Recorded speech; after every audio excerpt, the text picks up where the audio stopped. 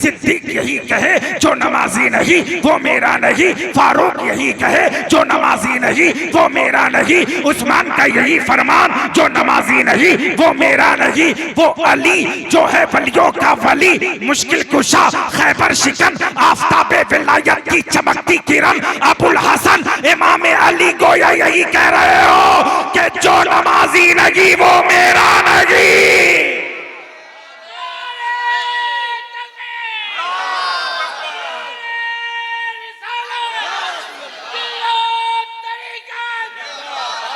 ये बज़्म मिलाद मनाकर पूरी दुनियाए इंसानियत को एक खामोश पैगाम दिया कि ओ लोगो, तुम अपने पीरों के नाम पर सालाना करते हो, अपने वलियों के नाम पर उर्स करते हो, करो, बेशक करो, इसलिए कि वो तुम्हारे पीर हैं, वो तुम्हारे रहनुमा हैं, वो तुम्हारे रहबर हैं, वो तुम्हारे मलजा हैं, वो तुम्हारे दाता हैं, बेशक वो तुम्हारे रूहानी बाप हैं। तुम अपने पीरों के नाम से सालाना जरूर करना, तुम अपने वलियों के नाम पर उर्स जरूर करना, मगर तुम्हारी जन्नत तुम्हारी माँ के कदमों के नीचे है, तुम्हारी जन्नत तुम्हारे बाबा के कदमों के नीचे है। प्यारे गौसुल वरा जन्नत का रास्ता दिखाते हैं, ख्वाजा साहब जन्नत का रास्ता दिखाने आए हैं, मखदूम अशरफ जन्नत का रास्ता दिखाने आए हैं, वारिसे पाक जन्नत का रास्ता दिखाने आए हैं, ये हुजूर गौसे बंगाला जन्नत का रास्ता दिखाने आए हैं, सैयद अली बाबा जन्नत का रास्ता दिखाने आए हैं, ये सहाबा जन्नत का रास्ता दिखाने आए हैं, अहले बैत जन्नत का रास्ता दिखाने आए हैं। प्यारे, जो जन्नत का रास्ता दिखाने आए हैं उनके नाम से सालाना होना चाहिए, लेकिन उनसे पहले उनके नाम पर उर्स और सालाना होना चाहिए कि जिनके कदमों के नीचे जन्नत है। इस पुरफितन दौर में ये अज़मत वालिदैन कॉन्फ्रेंस के नाम से महफिल मुनाकिद करके इन्होंने एक पैगाम दिया है, बहुत बड़ा पैगाम है। लोगों, अगर आपके घर में आपकी वालदा बाहयात हैं तो आप जन्नत को देखें, जन्नत का दीदार करें। और ये ऐसा दीदार है ना, मेरे आका फरमाते हैं कि जिसने मोहब्बत की निगाह से माँ का चेहरा देखा उसने गोया के एक हज किया। सुभान अल्लाह, उसने एक हज कर लिया। माँ का चेहरा देखने में कितना वक्त लगता है, और जिन्होंने हज किया है उनसे पूछे हज के फराइज अंजाम देने में कितने दिन लगते हैं, वो बताएंगे। लेकिन मेरे आका ने घर बैठे ही आपको ये मुज्दा दिया, ये खुशखबरी दे दी और फरमाया कि अगर तुम्हारी माँ जिंदा हैं तो तुम उनका चेहरा देखो, उनके चेहरे के दीदार से मुशर्रफ हो जाओ, उनकी ज़ियारत करो, उनका दिल ना दुखाओ, उन्हें उफ ना कहो, उन्हें तुफ ना कहो, क्योंकि उनके कदमों के नीचे तुम्हारी, बोलिए भाई, नमाज हम इसलिए पढ़ते हैं कि हम जन्नत में चले जाएं, रोजा जन्नत हासिल करने के लिए, ज़कात जन्नत हासिल करने के लिए, खैरात जन्नत हासिल करने के लिए, तवाफ जन्नत हासिल करने के लिए। मगर मेरे आका ने इख्तियार वाला नबी, बोल दीजिए, पावर वाला नबी, सुभान अल्लाह। जन्नत कहाँ है? हकीकत में जन्नत 7 आसमानों के ऊपर सिदरतुल मुंतहा के करीब है। जन्नत सिदरतुल मुंतहा अर्शे इलाही के करीब है, 7 आसमानों के ऊपर जन्नत है। मगर इख्तियार वाले नबी ने वहां से जन्नत खींच कर लाकर मां के कदमों के नीचे डाल दिया और कहा, ओ बेटो, ना फरमानी ना करना, क्योंकि तुम्हारी जन्नत, तुम जन्नत तलाश करने के लिए कभी अजमेर शरीफ जा रहे हो, जन्नत तलाश करने के लिए कभी किछौछा शरीफ जा रहे हो, जन्नत तलाश करने के लिए कभी बरेली शरीफ जा रहे हो। अरे देखो, मैं इख्तियार और पावर वाला नबी जन्नत तो तुम्हारे घर में रख दिया है।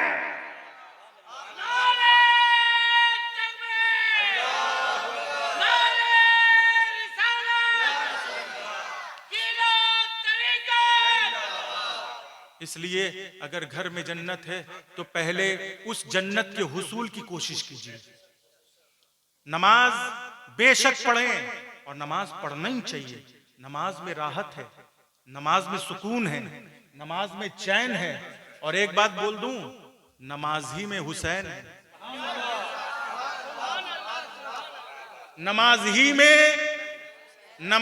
में, क्योंकि करबला के मैदान में मेरा हुसैन को अल्लाह ने इतना पावर, इतनी ताकत, इतनी कुव्वत रूहानी अता फरमाई थी, जो 3 दिन भूखा रहकर और प्यासा रहकर भी नमाज पढ़ रहा है,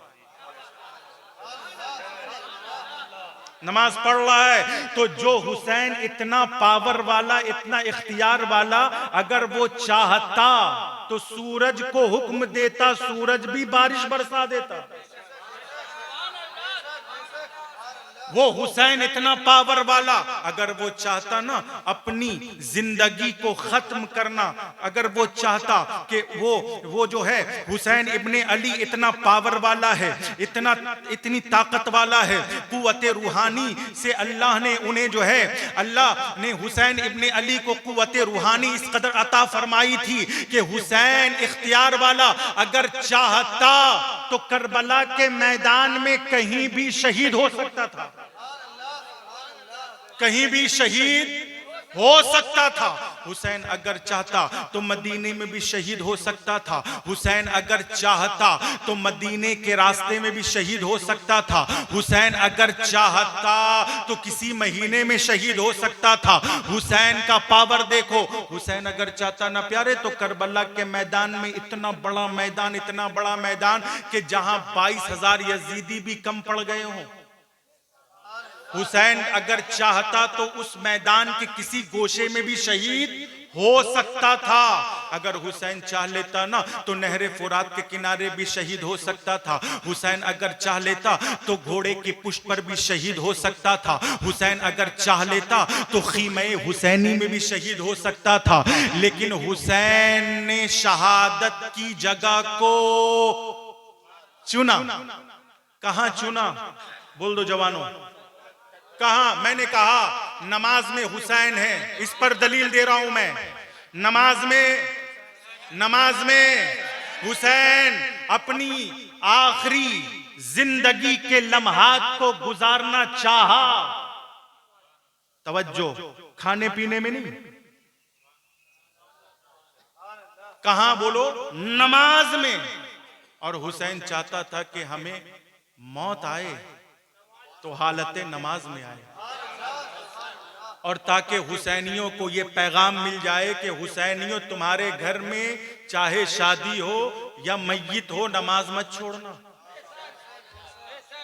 तुम्हारे घर में भूख हो या प्यास हो, मगर नमाज मत छोड़ना, नमाज पढ़ो। नमाज इससे पहले कि तुम्हारी नमाज़े जनाजा पढ़ाई जाए,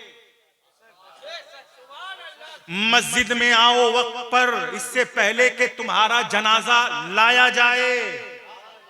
नमाज को हल्के में मत लेना। नमाज में कामयाबी है, नमाज में राहत है, नमाज में चैन है। फिर से कह दो, नमाजी में हुसैन है। हुसैन ने अपनी जिंदगी को नमाज में खत्म फरमाया। कहां खत्म फरमाया? इसीलिए मुसलमानों, तुम भी नमाज को लाजिम पकड़ लो। और उलमाए किराम की जलवागिरी है। आप इनसे पूछें कि हजरत नमाज किस हाल में माफ है, तो हजरत कहेंगे नमाज सिर्फ हालत मौत। तवज्जो, पूरी तवज्जो। ये कहेंगे कि नमाज सिर्फ एक हाल में माफ है, और उस हाल का नाम है हालत हालते मौत, मौत की हालत में नमाज माफ है। लेकिन अगर आप जिंदा हैं ना, बीमार हैं, तब भी नमाज पढ़ें। खड़े होने के लायक नहीं है, तब भी नमाज पढ़ें। बैठकर नमाज नहीं पढ़ सकते, तब भी लेटकर नमाज पढ़ें। लेटकर नमाज नहीं पढ़ सकते तो इशारे से नमाज पढ़ें। नमाज किसी भी हालत में माफ, किसी भी हालत में माफ। सिर्फ एक हालत है और उस हालत का नाम हालत मौत है। तो गोया के नमाज एक पैगाम दे रही है कि मुझे पढ़ोगे तो जिंदा रहोगे, मुझे पढ़ो, तवज्जो, मुझे पढ़ोगे तो, अरे बोले भाई, नमाज ये पैगाम दे रही है कि मुझे पढ़ोगे तो जिंदा रहोगे और मुझसे गाफिल रहोगे तो जिंदा रहकर भी मुर्दा रहोगे। इसीलिए वारिस आलम पना ने फरमाया था कि जो नमाजी नहीं वो मेरा नहीं। वारिस पाक ने फरमाया जो नमाजी नहीं वो मेरा नहीं। मैं समझ गया कि गोया वारिस आलम पना ये पैगाम देना चाहते हो कि ओ लोगों, देखो देखो, जो अल्लाह का हक अदा ना करे वो बंदों का भी हक अदा नहीं कर सकता है। जो अल्लाह का हक अदा ना करे वो बंदों का हक अदा नहीं कर सकता। तो मेरा वही हो सकता है जो पहले खुदा का हो जाए, जो पहले खुदा का हो जाए। गौसे बंगाला भी यही जो है अपने आस्ताने करम से ये आवाज और ये सदाएं लगा रहे हैं कि मेरी बारगाह में बाद में आना, पहले खुदा की बारगाह में जाना। वारिस पाक एक वली का कौल, मैं समझता हूं एक आलिम दीन का कौल तमाम उलमा का कौल है। बोल दीजिए, एक आलिम दीन का कौल तमाम उलमा का कौल है। इसी तरह एक वली का फरमान तमाम वलियों का फरमान है। वारिस पाक ने तो फरमा दिया ना, वाज़ेह कर दिया, वाज़ेह कि लोगों जो नमाजी नहीं वो, जो नमाजी नहीं वो, तो गोया के आला हजरत बरेली से यही कह रहे हैं जो नमाजी नहीं वो मेरा नहीं। मखदूम अशरफ की छोछे से यही फरमा रहे हो जो नमाजी नहीं वो मेरा नहीं। साबिर कलियरी जो है कलियर से यही फरमा रहे हो जो नमाजी नहीं वो मेरा नहीं। गरीब नवाज अजमेर की धरती से यही कह रहे हो जो नमाजी नहीं वो मेरा नहीं। गौसे समदानी कुतबे रब्बानी शेख लसानी शहबाज मकानी पीरों के पीर मीरों के मीर शहनशाह विलायत ताजदारे बगदाद गौसे आजम यही कह रहे हो जो नमाजी नहीं वो मेरा नहीं। हुसैन इब्ने अली गोया करबला के मैदान से यही फरमा रहे हो जो नमाजी नहीं वो मेरा नहीं। सिद्दीक यही कहे जो नमाजी नहीं वो मेरा नहीं। फारूक यही कहे जो नमाजी नहीं वो मेरा नहीं। उस्मान का यही फरमान जो नमाजी नहीं वो मेरा नहीं। वो अली जो है वलियों का वली, मुश्किल कुशा खैबर शिकन आफताबे विलायत की चमकती किरण अबुल हसन इमाम अली गोया यही कह रहे हो कि जो नमाजी नहीं वो मेरा नहीं।